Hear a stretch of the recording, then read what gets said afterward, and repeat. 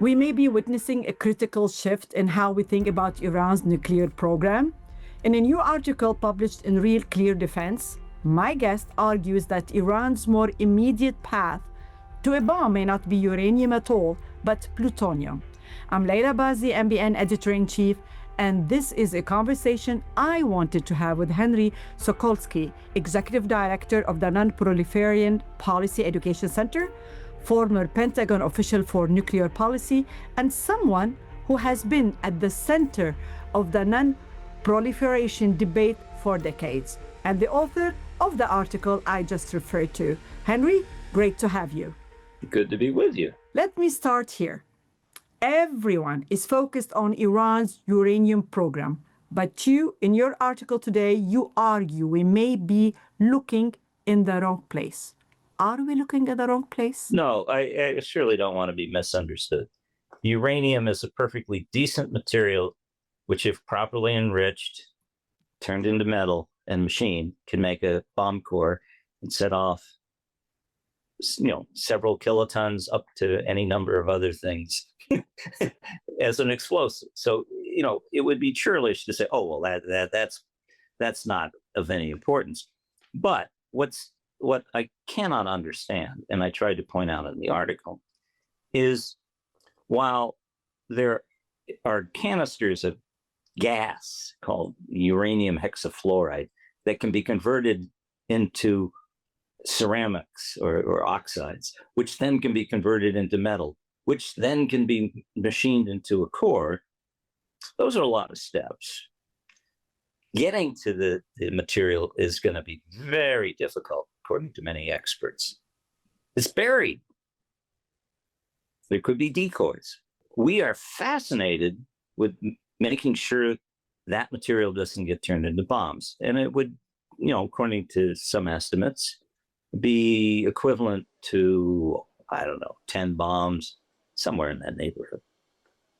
Okay, well, if you were that focused on something that difficult to turn into a bomb, surely you would be also interested in plutonium, which you can find in the spent fuel pond of a major nuclear power plant in Iran called Boshhur.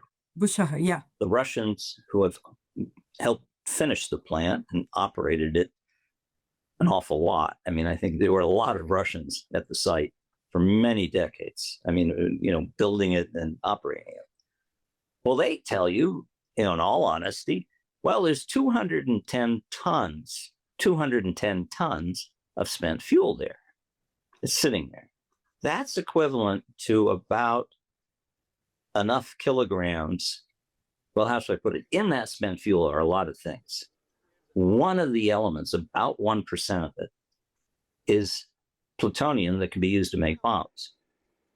Well, how much plutonium is in that 210 tons?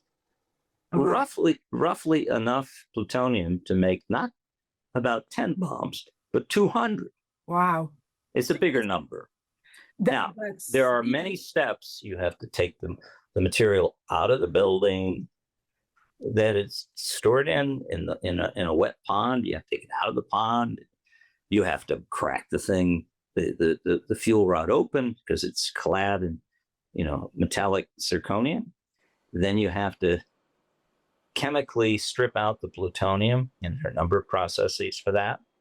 And then you have to take that, turn it into oxide. Then you have to turn it into a metal. Then you have to machine it. But guess what?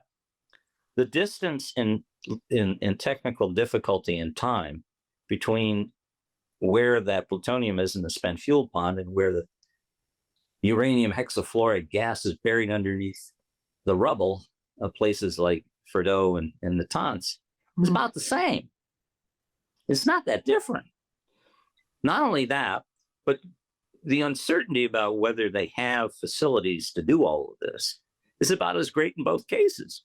Now, am I saying that, they're going to make a bomb immediately and we have to worry? Or am I saying, we should just focus on the plutonium thing and uranium? Not at all. What's weird is we're not paying any attention to the plutonium option, which potentially is much larger a mine for bombs than the uranium is. So this is what I wanted to ask you next. So is this being ignored or misunderstood? Because this is when I read your article, I looked at it and I said, why this is never being part of the public conversation or a conversation for the public? Why is that? Well, I hesitate to answer because honestly, my answers would impugn people's motives, and you're never supposed to do that. So let me go ahead and do that. Go ahead, shoot. Because that's all I've got. I think we would like to believe that the plutonium that's produced in reactors can't be used for weapons because there is there's something called weapons grade plutonium versus reactor grade plutonium, which, to be honest, is a little bit easier to work with to make bombs. But it's long been understood that you can make perfectly decent kiloton or even higher yield weapons out of reactor grade because a lot of the stumbling blocks of bringing this material together before it fizzles and explodes has gotten better and better. And what a state like Iran will start with to assemble that material in an implosion device is not the technology that we started with in 1945. It's more advanced. And when you get to this even just slightly more advanced technology of the 1950s, or even actually the late 40s, a lot of the problems associated with reactor grade plutonium evaporate. Okay, now that's one possible reason, but let me build on that. Well, why did we want to believe that reactor grade plutonium might not be useful for bombs? Because we wanted nuclear power. We love nuclear power. We can't have enough of it, you see. And this is a bit of a blemish that makes that prospect not look as bright. I think that's part of it. And it's not for nothing that the Russians, for example, promised when they created this plant that they would take all the spent fuel back. Well, they did, but they never actually took it back. They forgot. Did they forget? Well, it turns out it's expensive. Something to forget. It's expensive. These are heavy fuel assemblies, and so they probably should have done so every at least 3 to 5 years. Well, they ran the plant from 2011 to roughly until a few months ago when they shut it down. They decided, nah. Now, you can impugn motives there and say, well, maybe they wanted to give Iran an option to do something nefarious. Who the heck knows? The bottom line is it's there. And it's an option. International inspectors are not coming anymore. The plant's turned off. It would be pretty easy to walk into that building and walk out with the fuel assemblies and start chemically starting the process down the road to an insertable implosion core. Now, there are lots of questions. I'm not saying this isn't prospect, but it seems to me that the United States or Israel or someone should be looking at that plant from space or drones or whatever to make sure nothing leaves the building. So you're talking about the monitoring. I think the monitoring is not where it needs to be. The International Atomic Energy Agency has an option that you can volunteer to undertake. It's called near real-time surveillance. Yes, the surveillance. Okay. Okay, now it turns out Iran refused to do this with regard to the spent fuel pond at Boushehr. They were forced to accept it for their enrichment activities at Nطnz. And what is near real-time surveillance? It's a camera that's digital that takes pictures and relays what it sees, I don't know, once every 5-10 minutes through fiber optic or secure satellite links to a remote location where inspectors can look at the pictures. Well, why do you need to look? In many of the cases where they use the traditional camera, It sits for 90 days. It sits for 90 days and it looks at the spent fuel, it looks at the reactor. But here's the problem. You don't go to it and see what it saw for 90 days. I know for a fact, having worked with the IAEA researching their programs. And that was in 2015 when they pushed for the near real-time monitoring. And this is what you're referring to when Iran refused? Yes. Okay. Okay, at least for Boshhar. For Boushahar, yeah. Yeah, and I think this system that they have is a camera that you can't get to except when you visit, and you can only visit once every 90 days. So when you look at the film, if you will, or the digital outtake for 90 days, you discover, oh, look, there was a blackout. I can't see anything. What happened? Did they pull any fuel rods? You do not know. Oh, look, there's a crane that's in front of the camera. I can't see. Did they do something nefarious? You do not know. And that's the reason the near real-time ability to sense an image every 5 minutes allows you to know, oh my God, there's a blackout. We got to send somebody over there to find out what the heck's going on. Yeah. In the United States, when it cut that deal, did not insist on that. And to the IAEA's credit, the International Atomic Energy Agency's credit, they did, but were rebuffed.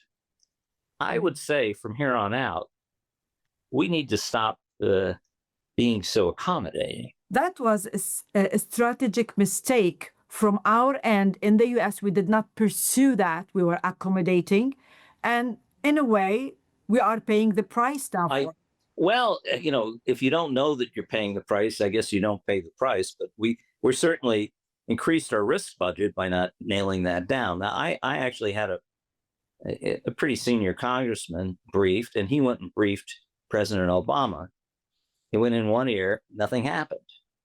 And I think the reason why is they didn't want to upset the deal that they cut. And so, you know, this was an additional after the fact, request. Well, no, we're done. Well, okay, but now if it was just Iran, it would be bad enough. But we're about to build reactors not that different from the one that is at Boshhar, and they're building another one. So you could say more than one. In Saudi Arabia, Egypt, Turkey. That's something I'm going to go back to. I want to go back to Boushhar because you are strongly warning against striking Boushhar, noting that simulations suggest a radiological release could force the evacuation of tens of thousands of potentially millions of people.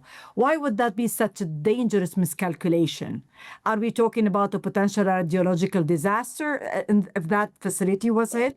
No, well, I don't think that's the case. Okay. There has been loose talk amongst some commentators that, we should just bomb Boshhar. Well, how do you, first of all, I don't think that's necessary or a good idea. I don't think it's necessary because it's on cold shutdown. It's not producing anything for anybody, much less for any military purpose. So I think that would be gratuitous. But some people say, they might be able to use it in the future for this or that. We need to eliminate it. Well, excuse me. When you bomb something like that, you have to be very careful that you do not encourage a loss of coolant to the core or to the spent fuel pond that would result in a fire that would then result in the release of an enormous amount of radioactivity. And that's where you get the evacuation figures. It gets very, very intense. Now, are there ways to disable a nuclear power plant without running those risks? I'll be honest, there are, militarily. But this idea of being glib about this is a mistake. I think the bigger mistake, if I can be so bold, is thinking that building these reactors that are potentially vulnerable to being hit in such a way that they could release lots of radioactivity and force large evacuation. This is just another way to produce electricity and boil water. They are not. The other dimension that makes them different is they produce weapons usable plutonium that is not that difficult to extract to make bombs. Now, people say, well, these power reactors have never been used for that. Well, let's examine that. I think it's fair to say that the light water reactor, which is the most popular kind, the one that Iran has and the one that we're thinking about building and the Russians are building in places like Egypt, Turkey, Saudi Arabia, and of course the UAE, these reactors actually, I don't think, have been used to make weapons plutonium, but they are used to make weapons tritium in the United States, for example. And Ronald Reagan had a plan to use unfinished light water reactors in Washington State to make weapons plutonium. Not only that, the Turks did a study in 1970 saying, if we had these light water reactors, could we use them to make weapons plutonium? They correctly concluded that they could. So it's kind of like a loaded gun. It hasn't been fired, but it's quite sporty to build these things. I don't think people are thinking clearly about all of this. They see it as some kind of attractive technology, and they're more than willing to subsidize it because it's very expensive. And all of these downsides are kind of handled in a gentlemanly-like way. I think we got to be a little bit tougher about all this. If we want to zoom out for a moment on all this, and as the world prepares for the nuclear non-proliferation treaty review conference in New York, which is happening very soon, it's a major global meeting happening every 5 years to assess nuclear risks. Is the international community focusing on the right threat when it comes to Iran / others than Iran as well? Now with what's going on, how's going to be the impact on Russia? Those are good questions. I'm not sure, and let me explain. I'm pretty sure the topic of bombing Iran's got to come up. I mean, come on, it's in the headlines, right? Yes. How people think about that may not be complete thoughts, though. I can give you an example. It's very standard to argue that any nuclear activity or material that conceivably is usable for some civilian purpose and is occasionally visited by international inspectors should be presumed not to be any problem with regard to possibly being diverted to make bombs. Well, how did that work in the case of, let me start the list, India? Not so well. No. Pakistan, not so well. Iraq, a little bit of near history. I can keep going. The problem is that when countries get into the business of making nuclear fuel, which is either recycling the spent reactor fuel chemically to strip out the plutonium and recycle the plutonium as a fissile material for reactors, or you make uranium, which is very slightly enriched in a certain isotope that's good for making bombs, and you enrich it so it has a lot of that isotope and becomes weapons grade by either enriching or recycling. When you let countries get into that, you better hope that they're friendly forever, because at any moment, the distance between that activity and making a bomb could be very short, so short that the idea that, well, we visited it. Well, so what? I mean, in 2 or 3 weeks, if they had their bomb device already on the ready and they had these other activities going, they could have it. So I think we need to at least understand that there are some nuclear activities that are quite close to bomb making and probably too dangerous to ever reliably inspect to detect a diversion in enough time to stop it. And this is as old as the atomic era. J. Robert Oppenheimer, a very famous American leader of the Manhattan Project, pointed all of this out with other experts in something called the Atchison-Lilienthal Report in 1946. For some reason, nobody reads the darn thing.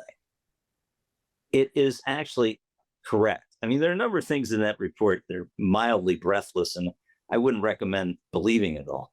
But that technical point, they got that right. Mm-hmm. And we keep coming back to this. Well, maybe we should do something about this. Well, it's lots of people want to make fuel. So, I think, if you want to have a world with a raft of countries like Iran on the brink of making bombs, and you think that's going to make things more peaceful, good luck. So, going back to the point of Iran, I'm going to ask you this very plainly. If nothing changes in the situation now, there's no deal that's to be made, how real is the risk that Iran could pursue this plutonium path quietly and surprise the world? Well, the short answer is if you don't get inspectors in there to at least tip us off that something's walking out of the building in the form of a spent fuel rod, it would be quite tempting. To do it. And that's quite possible. The enthusiasm of Iran to invite the International Atomic Energy Agency back into the fold of looking at this plant is not red hot. I think they are very wary. And they've said they're thinking of leaving the Nuclear Non-Proliferation Treaty altogether. The new people in Parliament are demanding to get much more hard-nosed about this. Well, so it's conceivable that if that was the case, it would not be that hard. I think the same applies with the uranium enrichment too, however. We do not know where all of the material is. We don't know if they have any of these other shops. Now, we've destroyed a lot of things that are those shops, but do we know that that's all they have or that they can't rebuild it somewhere else? I don't see how you ever can know. And, until you have a regime that decides we want to get out of this business, like, South Africa got out of the business, Libya did, Taiwan did. Well, okay, but, that has not happened. For me, from what I see, that they did starve their people. They did spend money on this nuclear, and they fight the word for it, and they did spend money on the proxies. I see such a regime. It would be so hard for them to give up on that, as if all these years they're gonna give it up just all of a sudden. I'm not sure this is not the type of regime who gives up on things. Okay. I think if that's true, then you've got a problem. And I think you probably do. President Trump recognizes this because he said, well, it would be great if we could change the regime. And now to be honest, it's quite clear he's backpedaling, saying, well, in a way we've changed the regime and maybe, can I get out now? But people are saying, well, you really haven't changed things. If anything, they're more radical, or at least as radical as they used to be. So, I am not an expert on Iranian politics, but the bottom line is you'd want to be very sure of any country that was making either enriched uranium or recycling spent fuel to use plutonium, that they were your absolute best friends, and we're going to stay that way forever. I mean, after all, people forget, but the United States was extremely trustful of the Shah of Iran, and he wanted to get nuclear weapons. Yeah. And we thought, as long as he's in and we lean on him, we don't have to worry about anything. Look how we have influence over him. Yeah. Well, but he went away. Yeah, he went away. Yeah. And so, the idea that this can't happen anywhere else in the Middle East ever, well, it'd be nice, but is it true? I don't know. You just mentioned UAE, KSA, they are all seeking to have this nuclear enrichment for power, for many reasons, for civilian reasons. Well, now, in fairness, the UAE has forsworn making nuclear fuel. We did the right thing there. Now, what they rightly are complaining about is if we cut a deal, as we probably are gonna, with Saudi Arabia, which allows them or encourages them or helps them make enriched uranium, there is a codicil or a provision in the agreement that we cut with the UAE saying, well, if we cut a more favorable deal than your neighbor, you certainly have the right to consult with us to see if you can get it. Well, this is why, if we're drawing the line as hard as we are against bomb-making activities or activities that could easily spill over into bomb-making, in the case of Iran, you'd like to think we'd be a little bit more consistent, tough about the neighbors as well. Henry Sokolsky, thank you. Really important insight. And that's the key question from this conversation. Are we preparing for the wrong nuclear threat? Because if the focus remains narrow, the real risk may be unfolding somewhere else out of sight and potentially faster than expected. Thank you.